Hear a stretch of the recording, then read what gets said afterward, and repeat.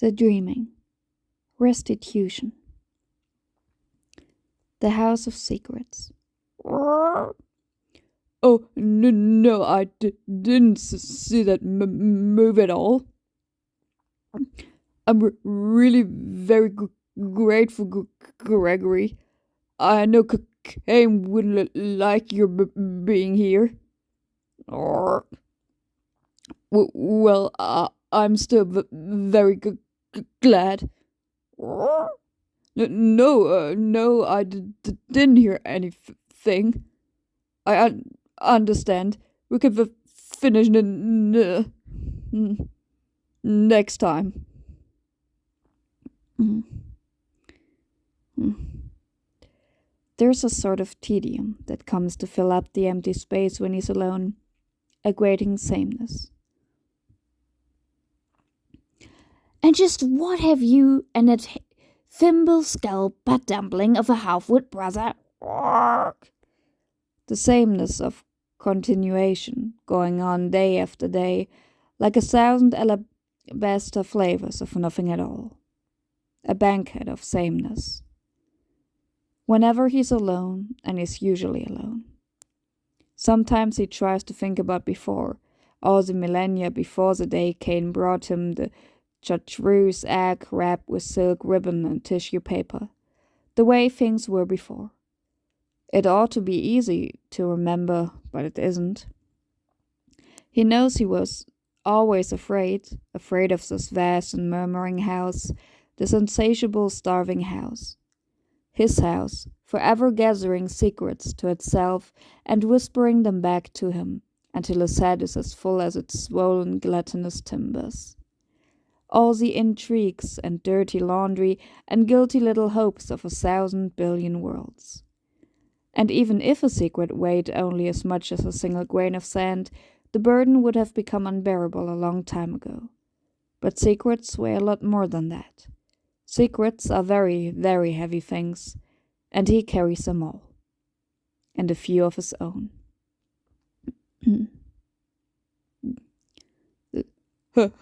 Hello, Gregory? Just a draft, you silly oaf, he says, trying to sound as much like Cain as possible. Sometimes that works, the game. What would Cain say? Sometimes it doesn't. What he can't remember is how he bore that weight, the weight of secrecy, how he endured before she came. The missing numbers in an equation, solution to a dark puzzle of twisted, interlocked bones. How he faced the terror and monotony of his charge, his duty to the dreaming. Because she made a difference so profound, there's simply no going back to the way things were before. Maybe it would be worse if he did remember. Well, isn't this just utterly fucking charming? It's not enough that he's a pack rat, Gregory. He has to be a sentimental pack rat. Just look at all this silly crap. Cain, no. Honestly, dear useless brother of mine, this is somewhere beneath even you. I could just see you down here in the dark blabbering on and on till the poor spiders are hanging themselves in their webs. Please. Oh, Gregory, it is indeed to puke. No. And what's this? God grief, is it a baby bottle? Yes, it is. You've probably even got a first little shit stash near somewhere. You can't do this, Cain. Yes, I can, little brother. Yes, I can. Irving, did I tell you that goggle names? No, Cain. What the? No, Cain, you can't.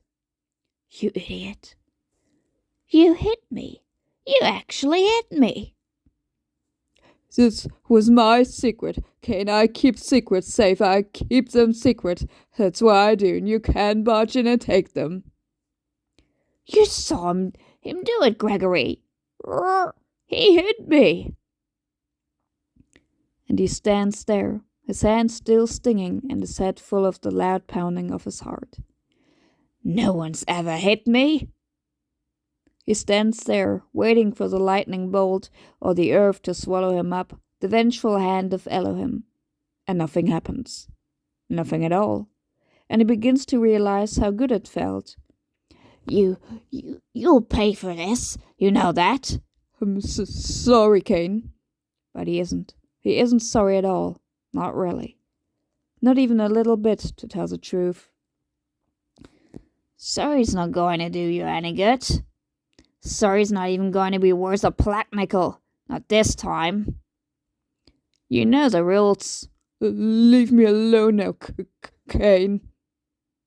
Yeah, I'm going to leave you alone. You think I want to be anywhere near you when... Whatever. I wouldn't be caught anywhere near you for all the puppies in China, brother. Not for all the frozen mammoth dung and... Ugh! Get your sweaty paws off me, you scaly green twit. But the good feeling fades fast, melts away like his brother's angry, frightened voice, leaving nothing behind but the faintest silver curiosity or dread. Because he does know the rules, and he knows he's alone again. Alone with the house, same as it ever was, except the silvery rind of dread is beginning to feel almost like hope. Damnation would be a sort of change after all. Outside, his brother moves fast through the whispering mist gathering around the houses of mystery and secrets, but he doesn't run. No matter how scared, he won't run. The corpulent little imbecile, he thinks, and realizes that he's shivering, tells himself it's only the evening chill, but he knows better. Do you think you possibly could move your ass any slower? And here, surrounded by his mysteries, the reassuring order of riddles and labyrinths, he should feel better. Should be gloating, savoring the comeuppance of brimstone and boils his traitorous toadstool of a brother has coming. But he doesn't feel better, and he isn't gloating. He is afraid, and all the fear is not for himself. Tonight the house is noisier than usual. All the usual sounds, the rats and patter of countless insect feet, creaking walls and floors that will never settle once and for all. The unspeakable nasty thing in the cellar, sloshing about nervously to itself. But other things too. Hello, Cain? Is that you? It's not you, is it? I didn't think so. He feels it then. Icing tremors through the house, chill shudder rushing over walls, and if he weren't afraid to look, there might be goosebumps on the old velvet wallpaper of the room. And a surprised and sudden hitch in the steady breathing of the house, a gasp from the shock of such cold, such complete absence of heat. A gasp and a heartbeat, too, and the house exhales. One breath held a moment longer than usual in its chimneys and pipes and stairwells, one breath a bit mustier than usual, a little dustier. Hello? Who's there? But it's one of those questions he hopes no one answers. Cain, I said that I was sorry. Then he realizes that he feels the dark where the candles used to be, the heavy dark like deep water. And then something takes the dark away, and he knows this light is going to be worse. Greetings, son of Adam. Hi? You know I am here, second born? That voice, like all the light in the universe, all the fire and the fissioning heart of every star at birth and supernova, black howl voice toward eternities of light. How does he answer a voice so bright, so burning? He only wants to be very dark, something that never sparked or glimmered, something it has no use for. Because of Cain? Bingo! And the mark, the warning that my client placed upon your brother. You are aware that it applies to immediate family members, same as everyone else? Yes. Not that it would have mattered, you understand. Ignorance is no excuse. My client is rather stubborn on that point.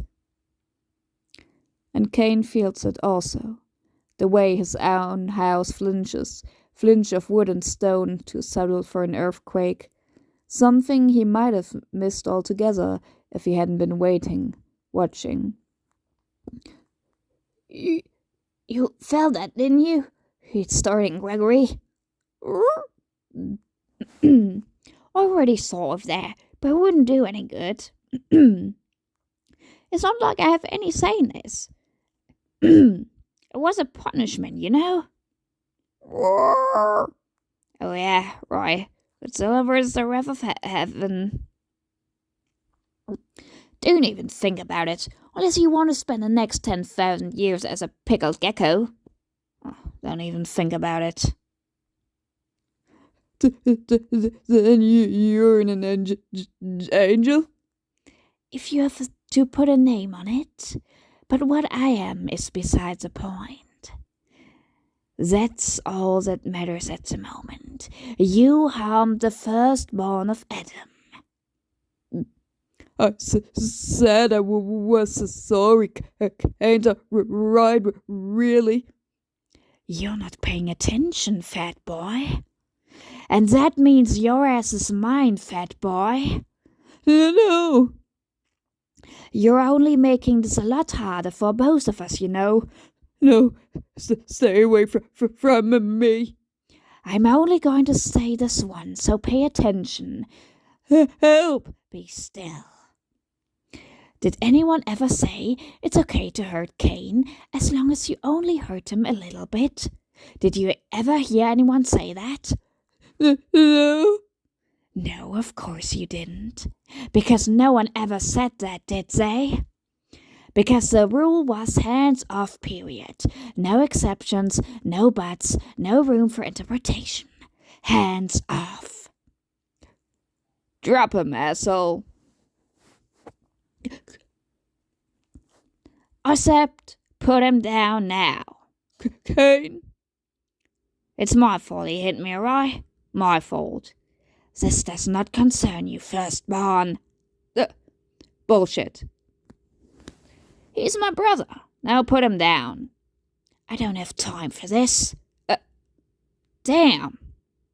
What did you do with Kane? He hasn't been harmed, secondborn. You should be worrying for yourself. Let's just get this over with. Quickly, please. Secondborn, you have spoken an ancient and sacred prohibition broken. You have harmed your brother, the outcast, the pariah who all men recognize for his crime, but no man may ever lay a hand upon. And as your punishment, you will receive your heart's truest wish, that thing which you desire over all other things. What? That which you believe will make you satisfied. I had a wish. I hit Kane, and so I could get a wish. Worf! Should anyone give me a hand, you overgrown salamander? I think I've lost a shoe in this muck. Oh. Don't do that, you slubbering fool. Put me down. There was nothing I could do, Gregory. Nothing at all. I had a wish. That thing you want more than anything else. But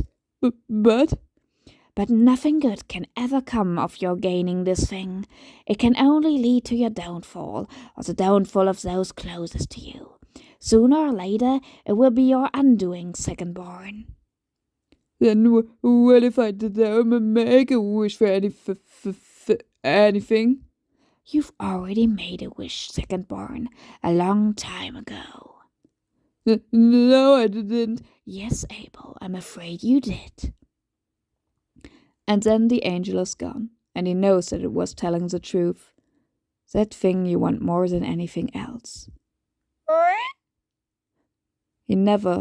To never be alone in this house again. Oh, Goldie. To have back the only thing that ever made the secrets bearable. You're really back. He can be sorry, no matter what the angel might have said, and he remembers an adage that Eve is fond of. Yeah, I'm glad I'm not that too. No point crying over spilled milk, she says. Sometimes, but this time Abel cries anyway.